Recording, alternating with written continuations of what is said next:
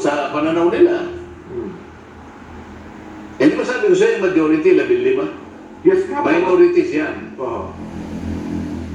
O, yung matanggap-tanggap yung ginawa mo, ba't tayo pirmahan naman kasama mo?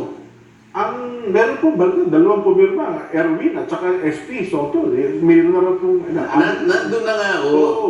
Sa tagal na yung ibinigay niya yung partial report na yan, kung talagang yung pagkakagawa niya, kumbaga sa luto, ay talaga namang katakaptaan, Oo. ay hindi mo na kinakailangan maghintay. O, yun talaga. Baka, Di ba? baka kami pa maglapitan. O, patingin. Di ba? Oo, sa pagkain. O ngayon, gagamitin mong dahilan yun. Kinakailangan pirmahan ito Oo. bago ako magpatao. Parang walang connection eh. Ewan ko kung may nakikita ang connection. Eh, baka wala ako talaga. Baka malabo talaga yun. Kasi kung ayaw namin pumirma, ituloy mo na lang hearing. Baka mabasta mga pagkanagar mo pag-hearing, baka mabastantihan pa kami. Pumirma kami later on. O kaya nga yun ang sinasabi ko sa'yo. Oo. Sinabi mo, nahuli si Santi ko, oy, ano ngayon? Ako, ano inaasahan mo? Hindi. Eh, nakasalig pa rin doon sa kanyang kondisyon na kinakailan. Maraming pumirma dito bago ako magbukas. Teka, Tama ba yun? baka mali ata yun, sir. Ha? Mali ho yun. Dapat lalo Ano, sabihin mo yung katwiran mo, hindi yung nanggagaling lang sa akin. hindi po, Sen, mali po kayo dyan. Kasi ako sa tingin ko, maraming dapat malaman ng taong bayan. Kasi kung Sino sinasabihan mo? yung chairman po ng Blue Ribbon Committee, Ba't hindi mo mabakit-bakit naman Senator Ping. Diyan, ba't pangitigit-tigit? Oo, Hindi mo seryosohin. Senator Ping, baka naman pwede ipatawag. Nakangiti ka eh, nakangiti ka eh. Kasi close kami yung Senator Ping, kaibigan ko po yun.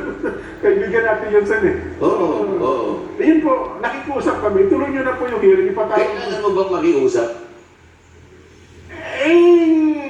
Siguro Sen, bako, ginamit ko rin salitang makikiusap Ang na pinag-uusapan natin, nilimas ang kabang bayan. Ito. Hindi pangkaraniwang pagnanakaw ito. Oo. Ito ay paglimas ng kabang bayan sa tanghaling tapat. Sabi ko ba, alam mo yun, yung magnanakaw, yung talagang magnanakaw din, ano? Opo. Nahihiya pa rin yan eh. Alam mo kung bakit? Kung minsan nakatakip ang mukha eh. Siyempre ho. Di ba? Oo. Ayaw, kahit pa ayaw nyo aminin magnanakaw. At nakakover siya sa dilim. Oo. Eh, itong mga nagnakaw, walang maskara. Nakabarong. Ninakaw talaga. Hindi karaniwang pagnanakaw. Nilimas ang pera ng bayan. 1 trilyon mahigit eh. Tapos makikiusap ka. Oo. Hindi ba pananagutan mo, katungkulan mo, pananagutan mo sa taong bayan na naghihintay sa'yo Oo. na ilitaw mo ang katotohanan?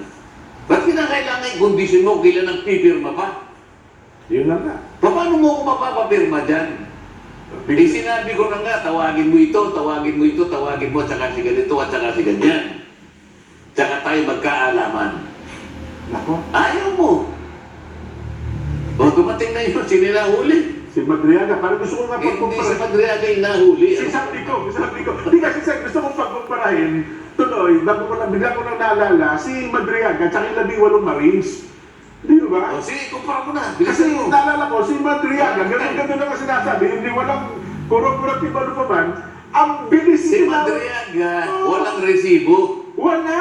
Okay? Di ba? Pagkatapos, aminin mat nila o hindi, Oh, kidnap for ransom. ang kaso din na nga. Hanggang ngayon ay hindi makalabas, walang piyansa. Yes po. Sapagkat sa liwanag ng tungtunin ng batas, yung ganong klaseng krimen, walang piyansa. Yes, Ngunit Robert. kung talagang hindi mabagsik ang katibayan, Pwede. pwede kang magkampiyansa. Opo. So walang resibo, may batik, pinilit nila, kinupigan nila, Oo. naging superstar. Yes. Samantalang yung ex-soldiers na 18, may resibo. Yes. May resibo. Meron po. Ayaw tawagin. Video. May kung ano. Ayaw tawagin. Hmm. Anong kabalintunaan ito? Eh tapos sasabihin natin, si Santi ko hindi matatawag. Ang dami rin niya sinabi namin. Ipatatawag niya, ngunit nakakondisyon, kailangan mo nang pumirma. Mali yun. Ha? Mali po kayo dyan, Senator. So kaya natin